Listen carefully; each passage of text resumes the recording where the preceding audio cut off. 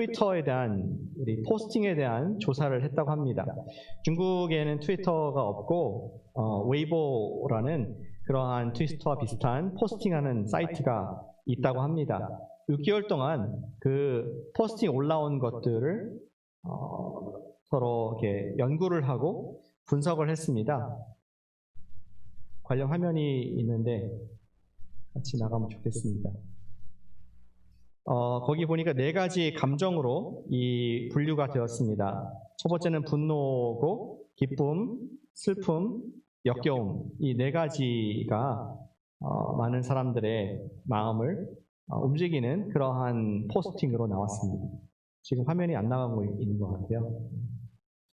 김선 전사님 좀 도와주시면 좋겠네요. 이게 예. 오늘 좀 어려움이 있습니다. 좀 도와주시면 좋겠습니다.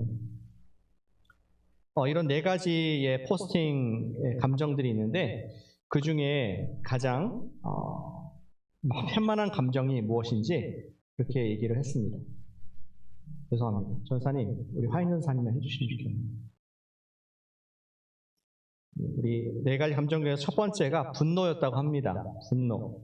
많은 사람들이 분노를 포스팅을 하고 또 분노하는 그런 글들이 다시 쉐어가 되고 재포스팅되는 그런 확률이 많다는 것을 우리 매향 대학에서 조사를 했다고 합니다. 우리는 분노를 참지 못합니다.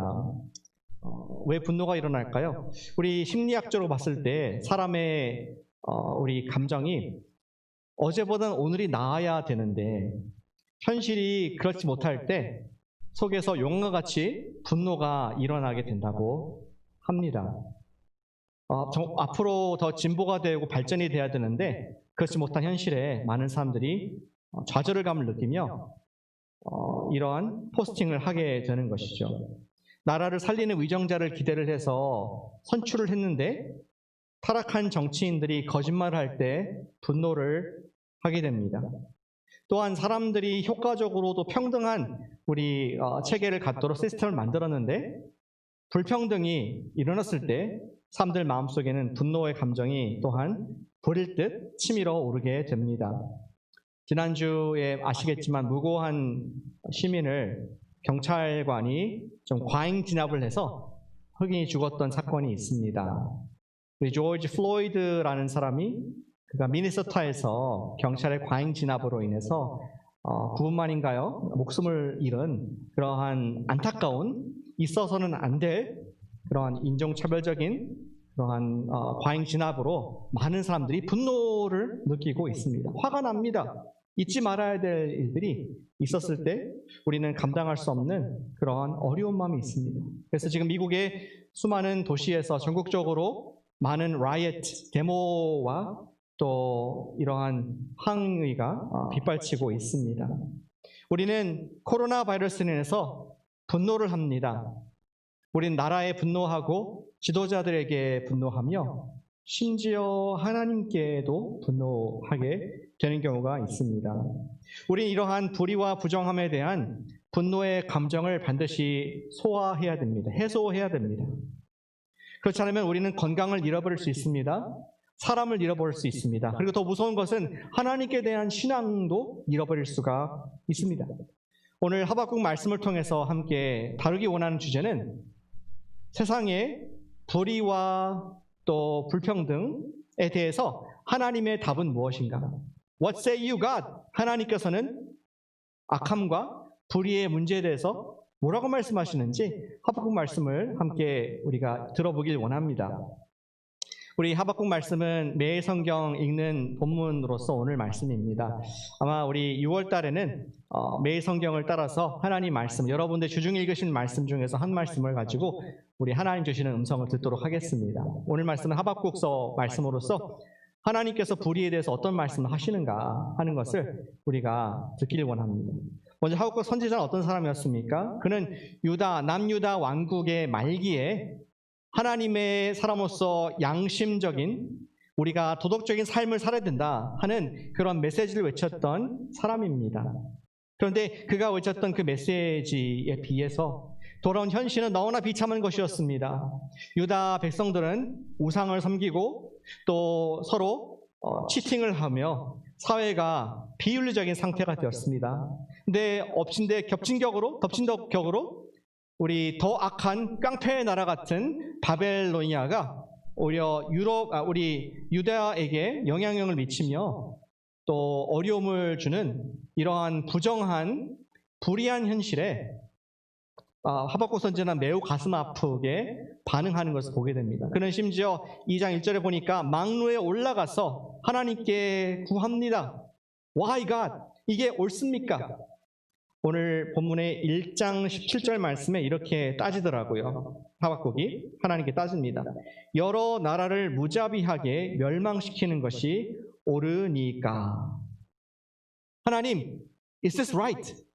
이렇게 지금 나라들이 부정을 저지르고 get by, 그것을 용납받는 것이 옳습니까? 하나님께 따지듯이 어쩜 보면 하나님 얼굴에 마이크를 대고 하나님 말씀 좀 해보세요. 하나님의 답이 무엇입니까? 하는 답답한 심정으로 주님께 나아가고 있는 성루에 올라선 느헤미야의 모습을 보게 됩니다. 이에 대해서 하나님께서 마이크를 놀랍게 잡으셨습니다. 그리고 대답을 하시는데 5가지의 화 있을진저 하는 말씀으로 그가 우리와 또 우리 하박국에게 말씀을 해주고 있습니다. 화 있을진저는 좀 어색한 우리한테는 좀 생소한 표현인데 쉽게 말하면은 내가 이것을 정죄하노라 하면서 5가지 카테고리에서 정죄를 하시는 것을 말씀해주고 있습니다. 하나님께서 마이크를 잡고 하신 첫 번째 정죄가 6절에 나와 있습니다. 6절 보니까 그 무리가 속담으로 그를 평론하며 조롱하는 시로 그를 풍자하지 않겠느냐. 곧 이르기를 화 있을진저 자기 소유 아닌 것을 모으는 자여 언제까지 이르겠느냐.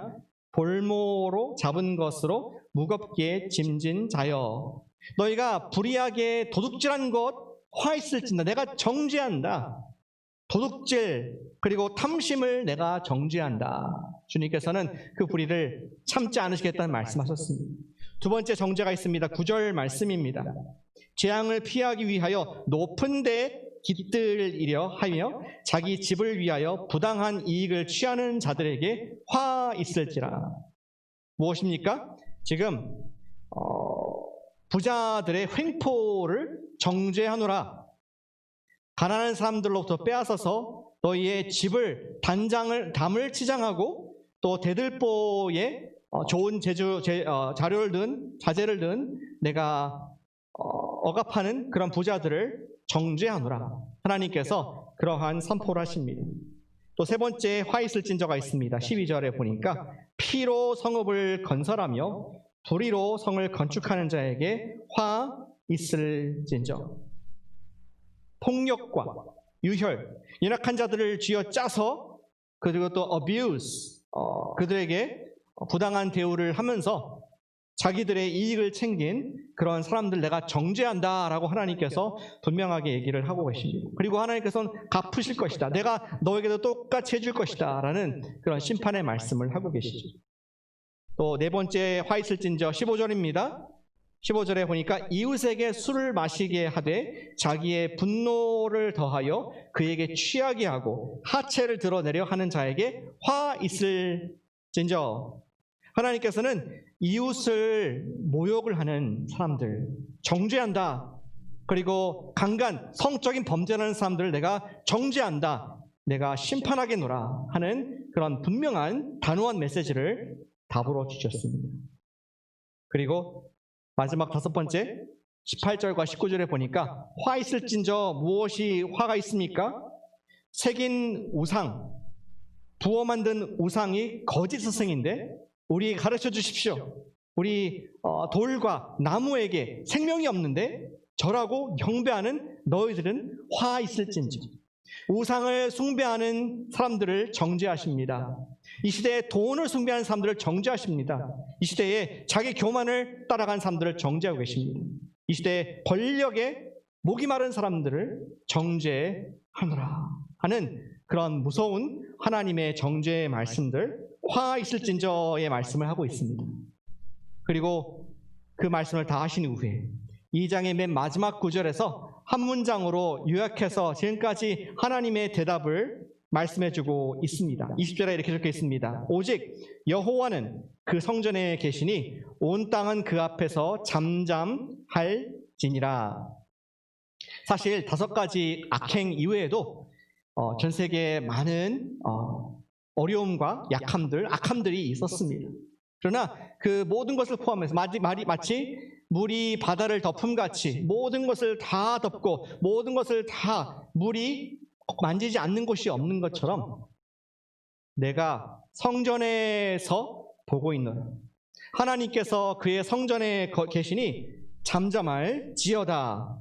하나님이 통치하시는 성전에 계시니 모든 불의와 모든 논쟁, 모든 악함, 모든 우상 숭배가 잠잠하라라고 마지막 말씀하시고 마치 마이크를 드랍하듯이 말씀을 마치십니다. 2장에서 하나님 말씀이 끝납니다. 3장은 하박국의 말입니다. 우리 마이크 드랍이라는 표현을 들어보셨죠? 예전에 80년대에 우리 래퍼들이 했던 것 같아요. 래퍼는 배틀을 했는데 배틀을 하면서 한쪽 래퍼가 이제 막 결정타를 날린 겁니다. 내가 정말 네가 상대할 수 없을 만큼 내가 래핑 가운데 내 논리 이길 수 없다 하면서 마이크를 내려놓는 것이죠. 제가 랩을 안 하는 게 좋겠죠? 이 자리에서. 여러분들 유튜브에서 보시면 상상하시기 바랍니다. 래핑을 하다가 한쪽이 내가 결정타를 날린다, 마지막으로 했다 하면서 승리에 스스로 자축하는 것이 마이크 드랍입니다. 어쩌면 하나님께서 5가지 화 있을진저 그의 마이크를 드시고 우리에게, 이스라엘에게 또 우리에게 정죄하노라, 이런 죄를 내가 인정하지 않는다 선포하신 이후에 여호와는 그의 성전에 계시니 그 앞에서 온 땅이 잠잠할지어다, 그리고 마이크 드랍 하신 그러한 말씀이 오늘 20절의 말씀인 것입니다. 무슨 뜻입니까? 하나님께서 다 보고 계시다는 뜻입니다. 하나님께서 그의 오피스에 Doctor is in, 지금 그분의 계셔야 될 일하시는, 사역하시는, 통치하시는 위치에 계시니 온 땅이 잠잠하라. 하나님께서 심판하시고 하나님께서 당신의 일을 하실 것이다 하는 것을 선포하고 있다는 것이죠. 따라서 옳지 못한 것을 의롭게 하실 것을 믿어도 된다. 그것을 보증하는 하나님 말씀인 것이죠. 예전에 교회에 있을 때, 예전 교회 사역할 때 좀 불미스러운 일이 한 가지 있었습니다. 그것은 담임 목사님이 해외로 선교를 가실 때가 있지 않습니까? 선교를 가셨는데 어느 누가 교회 재직들 한 100명 되는데 이메일을 쫙 뿌린 겁니다. 거기에 이메일에 보니까 담임 목사님의 부정한 거, 이렇게 잘못된 것들을 쭉 적었는데 하나하나 가까이 제가 목사님을 알기 때문에 보니까 하나도 맞는 것이 없었습니다. 알지 못하는 사람이 험담을 하고 교회를 무너뜨리고자 하는 그런 나쁜 의도를 가지고 썼던 것을 기억합니다. 우리 모두 충격을 받았습니다. 그리고 더 나쁜 것은 익명으로 보냈습니다. 없는 새로운 어떤 메일 계정을 만들어서 익명으로 교회 리더십에게 목사님이 안 계실 때 보냈던 그 메일을 보고 많은 사람들이 힘들어했습니다. 결국 FBI에 이 계좌를 추적해달라고까지 의뢰했던 그러한 기억이 납니다. 그런데 참 이상한 것은 이러한 편지들은 꼭 담임 목사님이 안 계실 때 돌았다는 것입니다. 비겁한 것이죠. 앞에서는 말 못하다가 없을 때, 담임 목사님이 사역을 하고 또 교회를 섬기고 있을 때, 양들을 먹일 때는 아무 말도 못하고 아무런 도전을 못하다가 비겁하게 부재 중일 때 부정한 행위를 누군가가 하는 것이었습니다. 그런 것 아니겠습니까? 지금 하나님께서는 어디 멀리 출타가 계신 것이 아니다. 하나님은 in his temple, 하나님의 집에 계시다. 하나님께서는 보호자에 앉아 계시다. 하나님께서는 지금 다 보고 계시며 하나님께서 당신의 때에 당신의 방법으로 통치하실 것이다 하는 것이 오늘 20절의 그 말씀인 줄로 믿습니다. 오직 여호와는 그 성전에 계시니 온 땅은 그 앞에서 잠잠할지니라. Mic drop. End of question. 하나님께서 모든 것을 다스리시니 이 땅에 악이 심판받을 줄로 믿습니다. 우리 히브리서 4장 13절 말씀이 생각이 납니다. 신약에 이런 말씀이 있습니다. 지으신 것이 하나도 그 앞에 나타나지 않음이 없고 우리의 결산을 받으실 이의 눈앞에 만물이 벌거벗은 것 같이 드러나느니라. 여기 보니까 하나님께서는 모든 악을 보고 계신 줄로 믿습니다. 만물이 bare, naked, 완전히 숨길 것이 없는 벌거벗은 것처럼 다 드러나게 돼 있다. 하나님께서 통치하시니 이미 우리가 아는 것보다, 우리가 생각하는 것보다 더 깊이 사람의 마음을까지 관절과 골수를 찔러 쪼개기까지 아신다 하는 것을 우리에게 말씀해주고 있습니다. 하나님께서 모든 악을 보고 계시고 언젠가는 그의 성전에서 심판하실 것이다 하는 것이 우리 어려운 시대를 보고 있는 우리에게 너무나 큰 위로와 또 힘을, 소망을 주게 됩니다. 그런데 우리가 해야 할 질문은 이것입니다. 참 정말 귀한 지식입니다. 하나님이 통치하신다. 하나님이 성전에 계신다. 그 사실이 so what? 우리의 지금 삶에 어떠한 영향을 미칠 수가 있겠습니까? 하나님은 우리가 어떠한 삶을 악과 고통이 있는 이 땅에서 부정함과 불의가 있는 이 땅에서 어떻게 살기를 원하십니까? 하나님께서는 사실 오늘 2장에 화 있을진저라고 말하기 바로 전에 의인이 어떻게 살아야 되는지 이미 선포해 주셨습니다. 2장 4절 말씀입니다. 2장 4절 말씀 같이 한번 읽어보겠습니다. 화면에 있죠? 시작. 의인은 그의 믿음으로 말미암아 살리라. 한 번 더요. 의인은, 화면에 안 나오네요. 네, 한 번 더. 의인은 그의 믿음으로 말미암아 살리라. 하나님의 성전에서의 통치를 인정하는 의인을 말하는 것입니다. 하나님께 속한 하나님의 사람을 말하는 것입니다. 그는 믿음으로 생존한다. 믿음으로 생명을 얻는다라는 말을 해주고 있습니다. 여기 믿음이라는 무슨 뜻일까요? 우리 히브리어적으로 보면은 여러분께서 잘 아시는 아멘이라는 단어입니다. 아멘이라는 뜻은 steadfastness, 변함이 없는 그런 뜻입니다. 믿음이라는 것은 trustworthiness, faithfulness, 믿음직스러운, 신실한, 진실된, 변함이 없는 이러한 뜻을 갖고 있습니다. 하나님의 의인은 변함이 없는 그의 마음 상태, 하나님께 대한 변함이 없는 일정한 마음 상태로 살리라라는 말씀을 지금 해주고 있는 것이죠. 하나님께서 반드시 해결해 주실 것이라는 믿음, 그런 변함 없는 마음의 믿음을 기대하고 계신다는 것을 얘기하는 것이죠. 마치 옐로스톤 파크에 가면은 Old Faithful이라고 하는 기절, 간헐천이 시간만 되면 정확하게 시계같이 펑펑 터져서 뜨거운 물이 나오듯이 성실하게, 마치 해가 태초부터 지금까지 한 번도 실패하지 않고 아침마다 성실하게 뜬 것 같이 그러한 성실함, 그런 일정함이 바로 믿음이라는 것입니다. 오직 하나님의 사람은 하나님께서 이루실 것이다, 통치하실 것이다라는 일정한 믿음으로 생존할 수 있다. 이 악한 세상에서 살 수 있다라고 그렇게 주님께서는 적용을 우리에게 하신 줄로 믿습니다. 우리 죄인된 우리는 아침마다 밤마다 마음이 변화합니다. 인생에 급할 때는 정말 뜨거운 믿음을 가지고 하나님께 호소하고 기도로 나아갑니다. 그러나 삶이 조금 편해지고 특별히 불편함이 없을 때에는 하나님이 계신가? 하나님이 듣고는 계신가? 하는 불신의 마음으로 바뀌는 것을 또 우리는 경험한 줄로 압니다. 그것은 믿음이 아닙니다. 믿음이 아닙니다. 나의 믿음은, 나의 의는 믿음으로, 진실함으로, steadfast, 변함없는 하나님께 대한 신뢰를 가지고 살 것이다 라고 선포를 하고 계십니다. 하나님께 신실하다는 것은 상황이 좋을 때나 나쁠 때나 언제나 주님께 대한 마음이 변하지 않는다는 것이죠. 조금 더 구체적으로 적용해 보길 원합니다. 믿음, 신실함, 진실됨, 충성됨, 이것을 보다 쉽게 한 가지 적용한다면 바로 그것입니다. 하나님의 의는 하나님의 때에 하나님께서 이루실 줄을 기다린다 하는 것이 오늘 말씀의 적용입니다. Wait upon the Lord. 하나님께서 이루실 것을 확실히 의지하는 사람은 기다릴 수 있습니다. 기다리지 못하고 조급한 것은 내가 해야 된다는 부담이 있기 때문에 조급해집니다. 그러나 하나님은 성전에 계시다. 그분께서는 지금 모든 것을 보고 계시고 통치하신다. 잠잠할 수 있는 사람은 기다릴 수 있습니다. 하나님을 기다리며 하나님께 기대한다는 것이죠. 이사야 40장 31절 말씀입니다. 오직 여호와를 앙망하는 자는 새 힘을 얻으리니 독수리가 날개치며 올라감 같을 것이요 다른 박질하여도 곤비하지 아니하겠고 걸어가도 피곤하지 아니하리로다. 아멘.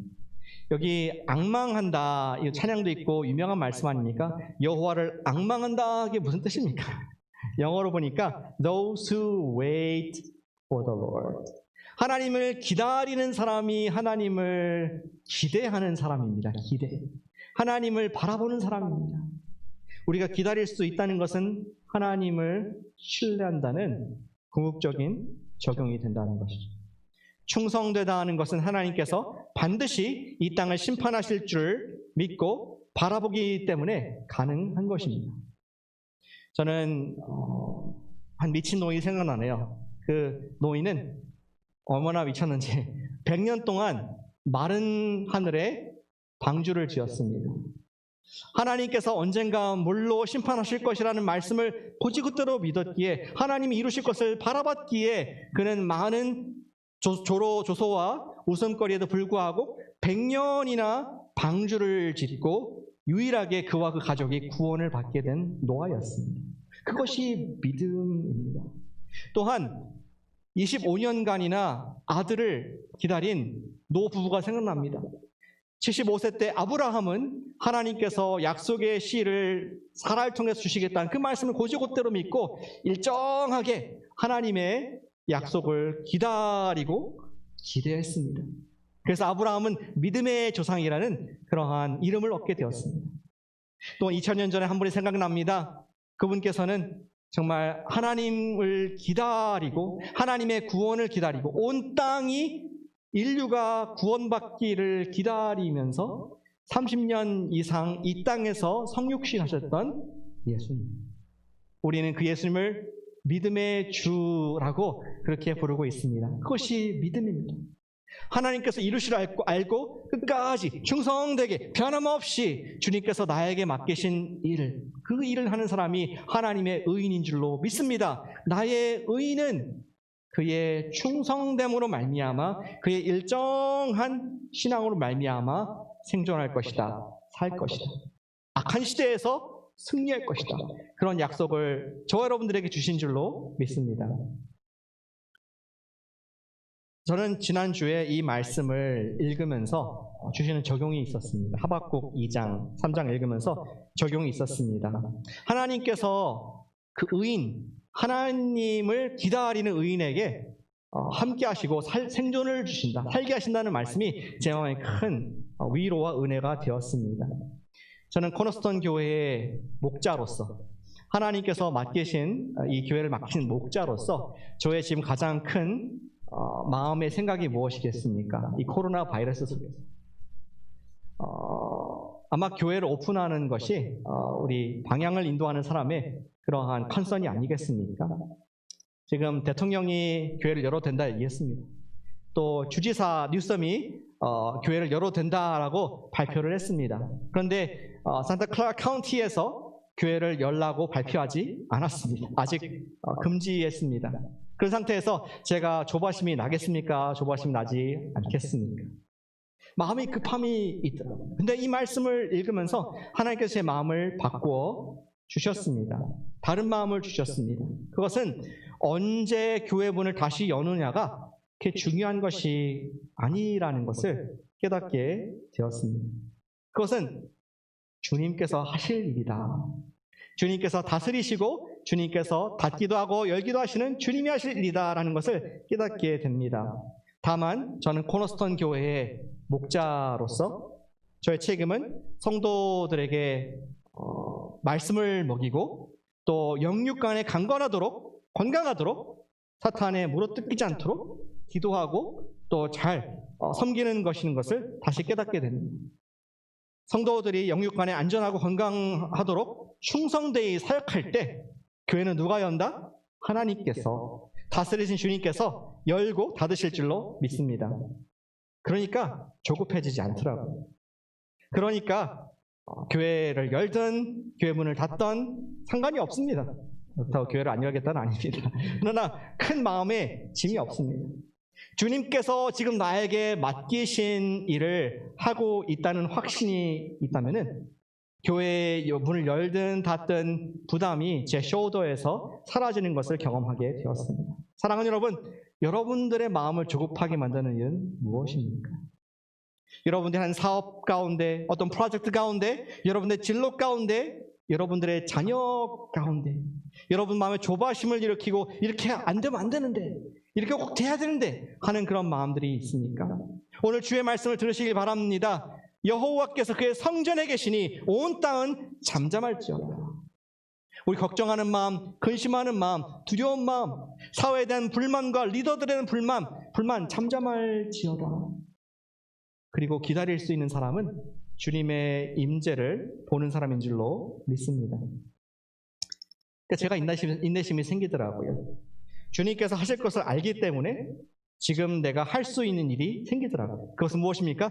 그것은 주 안에서 기뻐할 수 있는 줄로 믿습니다. 비록 구원이 이루어져서, 내가 구원은 뭔가 썸띵이 이루어져서 기뻐하는, 구원을 기뻐하는 것이 아니라 구원을 이루실 하나님이 지금 다스리시기 때문에 지금 기뻐할 수 있는 줄로 믿습니다. 그것이 우리 하박국의 그 유명한 노래였습니다. 읽었던 3장 16절, 17절 말씀에 비록 무화과 나무가 무성하지 못하고 포도나무에 결과가 없습니다. 감람나무에도 허탕을 쳤습니다. 그리고 우리 우리에는, 짐승을 담는 우리에는 소가 없습니다. 그러나 하박국이 뭐라고 얘기합니까? 18절에 나는 여호와로 말미암아 즐거워하리라. 나의 구원의 하나님으로 말미암아 기뻐하리라. 전에는 뭔가가 이루어져야 되고 정의가 이루어져야 되고 뭔가 잘 살아야지 기뻐했는데 이제는 하나님께서 통치하시니까, 하나님께서 잠잠하라고 하셨으니까 내가 그분 자체로 말미암아 기뻐할 수 있다라는 그런 고백을 하박국이 또 우리에게 초대하신 줄로 믿습니다. 사랑하는 여러분, 여러분들이 지금 기뻐하지 못하도록 막는 그것이 무엇입니까? 무엇이 맞겠습니까? 사실 아무것도 없습니다. 여러분들 예수님의 피를 의지해서 아버지께, 지금 통치하신 그분께 나아갈 수 있다면 우리는 기뻐할 수 있는 줄로 믿습니다. 지금 여기 의자가 텅텅 비었네요. 비록 무화과 나무가 없고 또 열매가 없다 할지라도 기쁩니다. 우린 예배를 드릴 수가 있습니다. 왜? 하나님이 계십니다. 통치하시는 주님으로 말미암아 기뻐하시기를 축복합니다. 우리의 그런 기뻐함이 능력이 될 줄 믿습니다.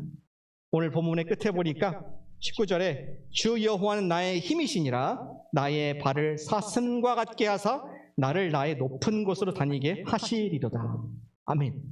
사슴은 연약한 동물입니다. 발이 아주 가냘픕니다. 그러나 그가 산에 있는 이 절벽도 막 뛰어다닐 만큼 발이 강합니다. 그는 하나님께서 그렇게 만드셨습니다. 그런데 지금 하박국이 말하기를 비록 내가 지금 험한 악한 세상을 살아갈지라도 마치 사슴과 같이 내 발을 강하게 해주셔서 높은 곳을 방방방방 뛰어날 수 있도록, 내가 엄두를 못 내는 두려운 사망의 골짜기도 내가 뛰어갈 수 있도록 하시는 것이 여호와를 기뻐하는 것이 나의 힘이다. 내가 주님을 기뻐한다 하는 그러한 고백을 하고 있습니다. 이러한 주님을 기뻐함으로 말미암아 방방 뛰시는 축복이 여러분들의 복이 되시기를 축복합니다. 상황이 힘들어 보여도 마음이 낙심되고 우울할 때 우리 성전에 계신 하나님과 그의 보호자의 우편에 앉으신 어린 양을 바라보시길 바랍니다. 이 땅을 바라보면 실망이 있고 한숨이 있고 뉴스를 보면 정말 디프레션에 빠지지만 눈을 들어서 성전에 앉아 계신, 지금도 오피스에 계시며 이 세상의 불의를 심판하실 주님을 바라보게 되면 우리도 모르는 성령님께서 주시는 놀라운 새 힘, 믿음을 경험하게 될 줄로 믿습니다. 베드로전서 1장 8절 말씀 한 말씀을 읽고 오늘 설교 말씀 마치기 원합니다. 이렇게 되어 있습니다.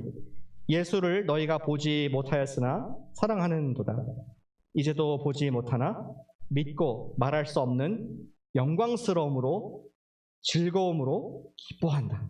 우리가 예수님을 보지 못하였지만 주님을 우리가 예배할 수 있고 주님이 here and now 우리와 함께 계시기 때문에 기뻐하고 승리하시는 저와 여러분 되시기를 축복합니다.